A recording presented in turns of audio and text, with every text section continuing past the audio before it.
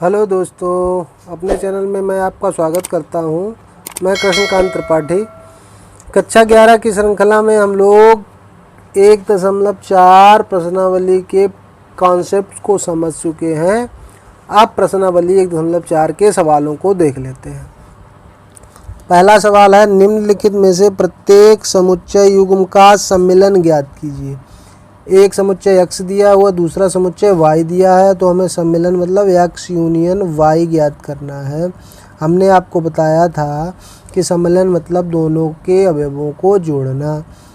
तो 1, 2, 3 और 5, कोई भी अवयव दोबारा नहीं लिखा जाता है। तो 1 दोनों में मिल रहा है, 2 नहीं मिल रहा है, 3 दोनों मिल रहा है, 5 नहीं मिल रहा है इसका, लेकिन सब अवयवों को मिला के लिख देंगे तो यही हमारा आंसर हो जाएगा। दूसरा है, इसमें भी हमको यूनियन ज्ञात करना है, ए यूनियन बी, तो क्या हो जाएगा, ए बी सी ई आई ओ और यू, सभी अवयवों को मिला के लिख देंगे। अगला सवाल है हमारा तीसरा, x सच दैट x एक प्राकृत संख्या है और 3 का गुणज है। गुणज से मतलब समझते हैं, 3 का पहाड़ा पढ़ते जाइए, 3 के गुणज आते चले जाएंगे। 3 एकम 3, 3 दूनी 6, 9, 12, 15, ये सब 3 के गुणज हैं। B x such that x संख्या 6 से कम एक प्राकृत संख्या है, मतलब इसके अवयव कौन से हो जाएंगे। एक प्राकृत संख्या लिखनी है जो 6 से कम है, तो 1, 2, 3, 4 और 5, ये हमारे इसके अवयव हो जाएंगे। 1, 2, 3, 4, 5 बी के अवयव। अब हमको निकालना है A union B. A union B, A में तो सभी 3 के गुणज लिखे हुए हैं, उसमें 1, 2, 3, 4, 5 लिखा हुआ है, तो क्या लिख देंगे, 1, 2, 3, 4, 5 तो आने ही है, तथा 3 के गुणज।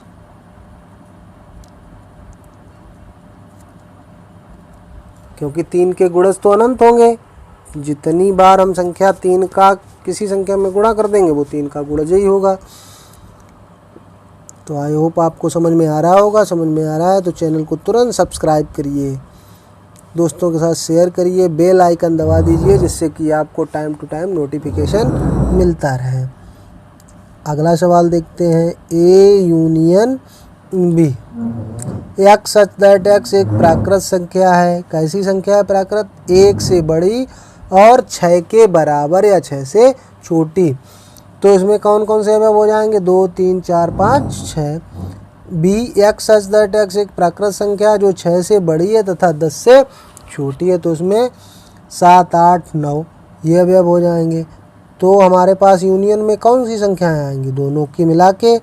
x सच दैट x एक प्राकृत संख्या है, क्या लिखेंगे हम लोग, प्राकृत संख्या है, वो कैसी है, 1 से बड़ी है और यूनियन में क्या आ जाएगा, 10 से छोटी, सभी संख्या लिखी जाएंगी। ए के अवयव अगला पार्ट है हमारा 5वां, इसका आखिरी पार्ट। ए 1, 2, 3 अवयव लिखा हुआ है। बी है रिक्त समुच्चय, तो रिक्त में तो कोई अवयव नहीं होगा, तो दोनों में मिलेगा क्या, तो जब हम ए यूनियन बी निकालेंगे तो क्या हो जाएगा, 1, 2, 3। पीछे हमने जो वीडियो में देखा था कॉन्सेप्ट में कि ए यूनियन फाई क्या होता था, ए वर्ग सम नियम या तत्समक नियम उसको बोलते थे, तत्समक नियम। तो ए यूनियन फाई क्या हो जाएगा, ए यूनियन बी निकालेंगे तो ये एक ही बराबर होगा, बी फाई है।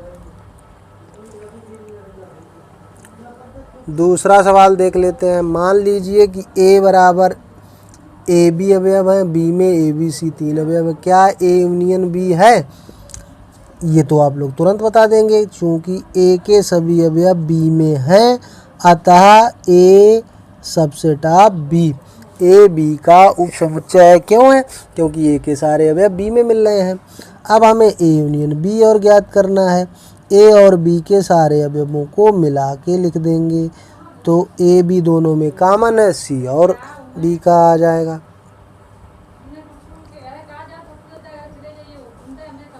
यदि ए और बी दो ऐसे समुच्चय हैं कि ए सबसे टॉप बी, मतलब ए बी का उपसमुच्चय, तो ए यूनियन बी क्या होगा, ये हमसे पूछा गया। जस्ट इसके ऊपर वाले सवाल में हमने देखा कि ए यूनियन बी किसके बराबर आ गया, बी के बराबर। यदि ए यूनियन ए सबसे टॉप बी का मतलब क्या, ए का प्रत्येक अवयव बी में है, लेकिन ज़रूरी नहीं बी का प्रत्येक अवयव ए में हो। लेकिन जब यूनियन निकालेंगे तो किसके बराबर आ जाएगा, ए यूनियन बी काहे के बराबर होगा, वी के ही बराबर होगा, क्योंकि ए का प्रत्येक अवयव बी में है, बी में हो सकता है अवयव ज़्यादा हो, तो हमें तो सारे अवयव मिला के लिख ले हैं, तो वो काहे के बराबर होगा, बी के बराबर।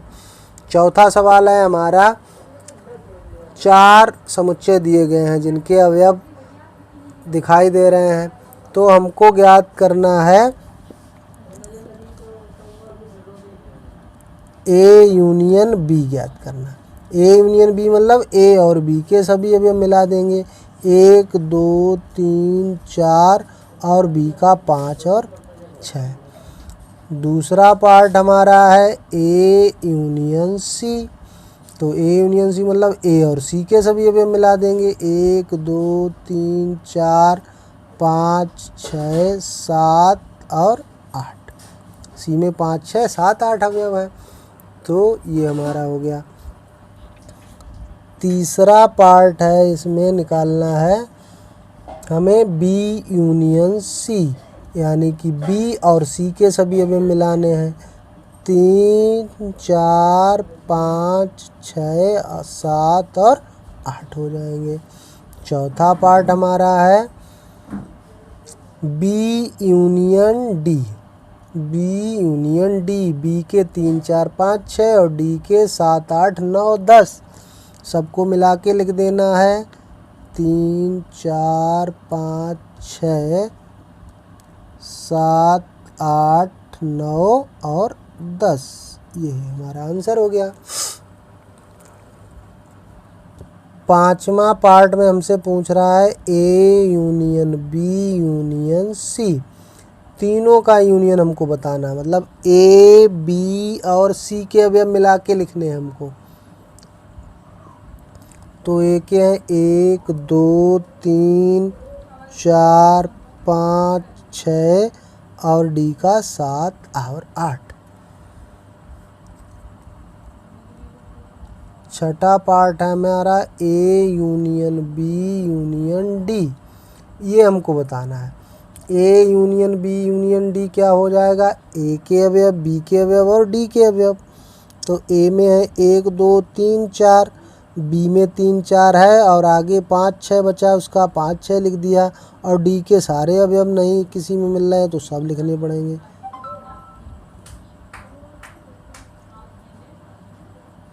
और इसका लास्ट पार्ट है 7वां पार्ट, ये हमको बताना है B union C union D. अब हमको क्या लिखना है, बी के अवयव सी के अवयव और डी के अवयव। 3 4 5 6, सी का 7 8 और बच गया, और डी में 7 8 मिल रहे हैं लेकिन 9 10 बच गया, तो वो भी लिख देंगे। तो ये सब हमारा आंसर हो गया। आई होप आपको समझ में आ गया होगा। समझ में आया है तो हमारे चैनल को लाइक करिए, सब्सक्राइब करिए, बेल आइकन दबाइए, जिससे कि आपको मैं वीडियो बनाऊं तुरंत नोटिफिकेशन आपके पास पहुंचे।